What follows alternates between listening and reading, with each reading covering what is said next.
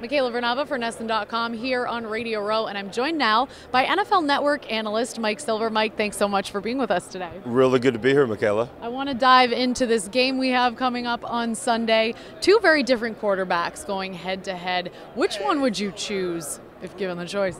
Well, I mean, we're not choosing Peyton Manning of even 2 years ago. We're choosing a clearly diminished Peyton Manning. But as I'm sure your viewers and listeners are aware, he was good enough to win last Sunday, and what he's done since surprisingly coming back into the lineup at the end of the season is he's bought in more to Gary Kubiak's offense. He's avoiding mistakes, so he's going to have to be that guy. And and we of course are going to compare him to Tom Brady, who is only a year younger, but his skills don't look diminished at all. Now, when he gets hit 20 times in a game, it's hard to win, but still, that pass he threw to Rob Gronkowski on fourth down, the long one. It's one of the more stunning things I've seen, and when I see a guy do that, I'm like, I don't care if he's 38. Maybe it'll happen soon. I don't know if it will, but he looks to me like the great, as great as Tom Brady's ever been. Peyton Manning, I think, knows he's not that, but he can try to get it done a different way. Cam Newton is now ascending and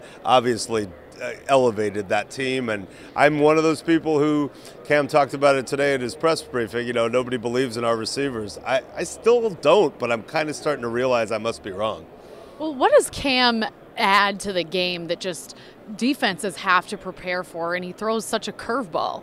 Well, look, if we look at what the Broncos did to Brady, which is just hit him, as much as he's been hit since Super Bowl 42 and as much as anyone's been hit in a long time, and extrapolate it to the Panthers, let's say even if their offensive line can't perform any better than the Patriots did, but Cam is not easy to bring down. He's more mobile. He prides himself on kind of shedding guys like Ben Roethlisberger. He runs more than Ben Roethlisberger. He's a little even bigger than Ben Roethlisberger, and he can throw on the run. So it's a lot. You're asking your defensive front to control the game against a guy who is kind of uncontrollable. So Cam's never going to be, I think, Tom Brady from the pocket. Few are. Few who've ever played are, but he's close to one of the better players from the pocket, and outside the pocket, he's really, really good.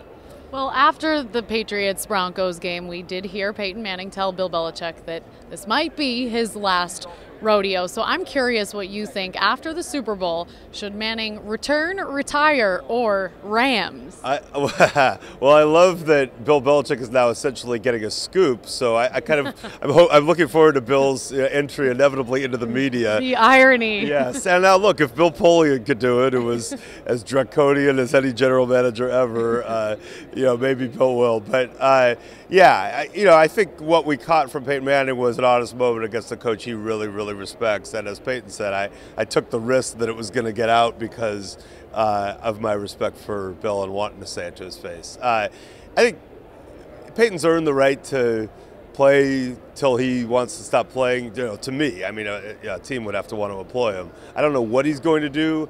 Feel like if he wins, he kind of has to go and drop the mic and walk off, as his boss John Elway once did. If he loses, it'll be interesting because we hear the Rams, but I will just say this about Peyton Manning: he does not like change. Very much a creature of habit. It was very hard for him to go from Indy to Denver. The way he prepares, the way he likes things to be. So I think ultimately weighing that against wanting to keep going, my guess is that this is his last game. Well, you've touched on how good Tom Brady is looking, but he is getting up there in age. So I'm curious what you think over under 2 years left to play for Tom Brady. I got to say, I mean, Tom Brady says things like, oh, I'm going to play 10 more years. And, if you look at history, you'd go, that seems off. But so I'm not saying that. And obviously one bad injury could change a lot of people's, internal, thoughts on it. But the guy I see now, I think over, because he doesn't look in any way like he's diminishing. Now, 2 years ago, Peyton Manning threw 55 touchdown passes. So a decline can happen fast, but Tom Brady keeps telling us the way he prepares and what he does with his body is cutting edge and is going to, ultimately prove to be his edge. And I know that guy will try every possible thing he can to keep going. But I'm going to take the over on that.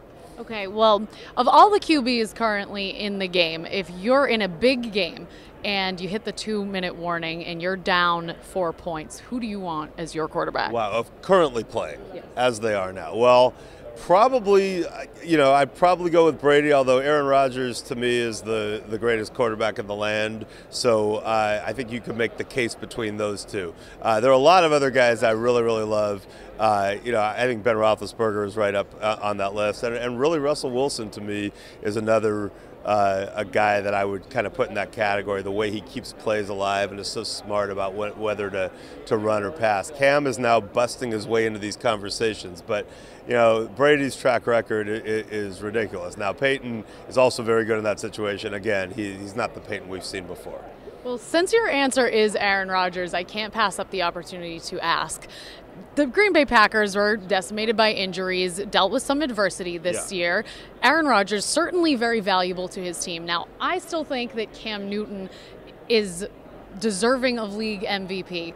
Do you think there is an argument for Aaron Rodgers being more valuable to the Packers than Cam is to the Panthers? Well, listen, when I hear MVP, I know literally it's most valuable, but I feel like that's jumped the shark. The year Peyton Manning sat out, I saw people write, well, we should give Peyton Manning the MVP. The Colts are always good, and now they're the worst team in the league, so he's valuable.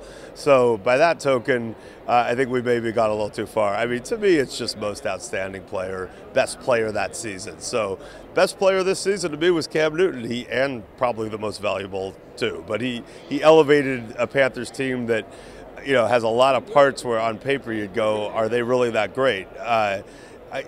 Tom Brady in many seasons, what he did this year would have been MVP worthy. I think he's probably going to finish second to Cam, but certainly has no reason to feel like he wasn't the most outstanding. All right, well, Cam, not just making a splash on the football field, also in the fashion world. I know you're a football analyst, not a fashion analyst, but you do look like a fashionable guy. Oh, you are so sweet. Who do you think is the best dressed NFL player? Wow, that is such a tough question. But I am going to say I'm probably not going to give an answer that is founded on careful study, but there is a veteran cornerback on the Minnesota Vikings named Terrence Newman who texted me recently, and it's, some texts you get, you're like, God. Some texts make you happy. Here's a text that made me happy.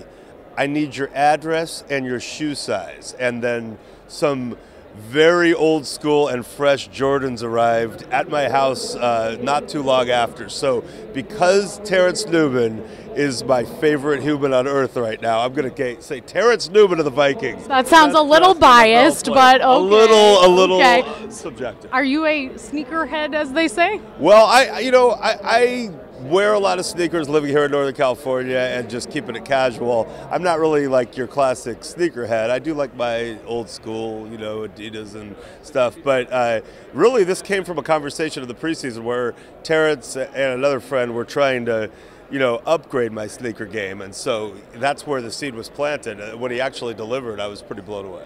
Well, just last and real quickly, dancing has been a big controversy in the NFL this year. Yeah. Who do you think has the best dance moves? Wow. Who has the best dance moves? I mean, I actually don't know, but let me answer that question this way.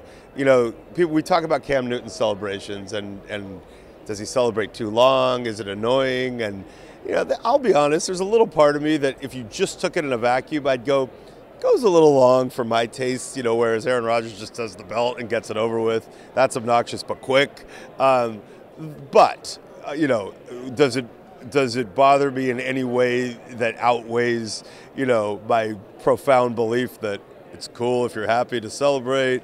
He's a great player, seems to be a good person, and his teammates love him. So as for any sense that Cam Newton is doing something, terrible that we should all revile because he dabs or acts, too exuberant in the moment, I think people probably should get over it.